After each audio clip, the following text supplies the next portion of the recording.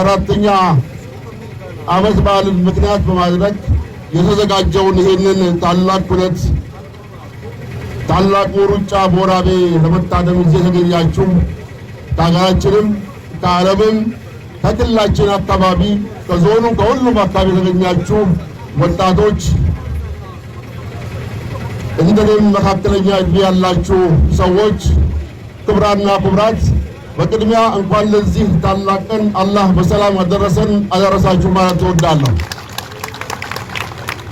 የስልጤ ማንነትና ራስን በራስ የማስተዳደር ጥያቄ በውስጡ በርካታ ጉዳዮች የነበሩበት በኢህአዴግ 1983 አገሪቷን ከተቆጣጠረ በኋላ ለሁሉም ብሔረሰቦች የማንነት ጥያቄዎችና ራስን በራስ የማስተዳደር ጥያቄዎች ቢመለሱ ስልጤ ላይ የነበረው ነገር ይታወቃል።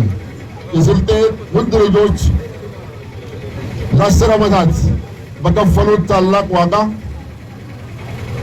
መጋቢት 23 1993 የስልጤ የማንነትና ራስን በራስ የማስተዳደር ጥያቄ ምላሽ ያገኘበት ይህ ራስን በራስ የማስተዳደር ጥያቄ ዋና መነሻውም ራስን በራስ በማስተዳደር ህዝብን የማልማት ከድህነት የማውጣት በልማት ተወዳዳሪ የመሆን የፖለቲካ ተሳትፎን የማሳደግ በርካታ ማህበራዊ ኢኮኖሚያዊና ፖለቲካዊ ምላሾች ያገኘበት ዕለት በመሆኑ ይህንን ላደረጉ አባቶቻችን ታላቆቻችን ታላቅ ክብር ይገባቸዋል።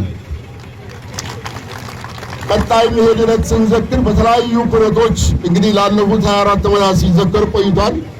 ዛሬ ደግሞ ለየት ባለ መልኩ ለየት ያለ ጅማሮ ታላቁ ሩጫ በወራቤ ሲጀመር እንግዲህ ታላቁ ሩጫ በወራቤ መጋቢት 23ን ብቻ የምንዘክርበት ሳይሆን በርካታ የስልጤ ተወላጆች በዓለም ላይ ያሉ ወዳጆች የሚገናኙበት የሚተዋወቁበት ማህበራዊና ኢኮኖሚያዊ መስተጋብር የሚፈጥሩበት እንዲሁም ይህ ኩነት በርካታ ወጣቶች አዳዲስ ነባር ዓለም አቀፍ ሀገር አቀፍ በዚህ አትሌቲክስ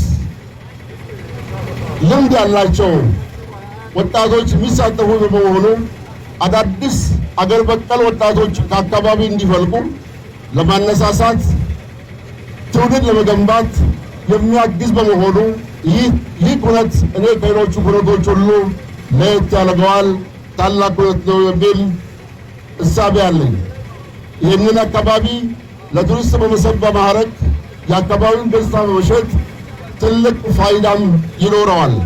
ፋይዳዎቹ ኢኮኖሚያዊም ማህበራዊም ፖለቲካዊ ፋይዳዎች የሚኖሩት በመሆኑ ይህ መልካም ጅማሮ የበለጠ ተጠናክሮ እንዲቀጥልና በቀጣይ ይህ አካባቢ የብዙ ወጣቶች በሀገር አቀፍ ደረጃ ለመወዳደር እድል ማግኘት የሚችሉ ልምድ ማግኘት የሚችሉበት ኩነት በመሆኑ ይህንን ታላቅ ኩነት ሁሉም የስልጤ ተወላጆች የስልጤ ተወላጅ ወዳጆች በየአካባቢ ያሉ ይህን ኩነት በታላቅ እና በድምቀት እያከበርን እየተዝናናን እየተዋወቅን ማህበራዊ መስተጋብር እየፈጠርን ቀጣይ ለምንገነባት ህብረ ብሔራዊት ኢትዮጵያ ለምንገነባው ህብረ ብሔራዊ ትርክትም ትልቅ አቅም ጉልበት የሚሆን በመሆኑ ይህ ጅማሮ ተጠናክሮ ይቀጥል እላለሁ።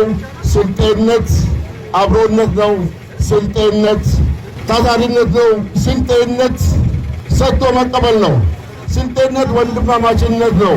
ይህን ባህል ሰዋዊ ባህል የበለጠ አጠናክረን እንድንቀጥል አደራ እያልኩኝ አመሰግናለሁ።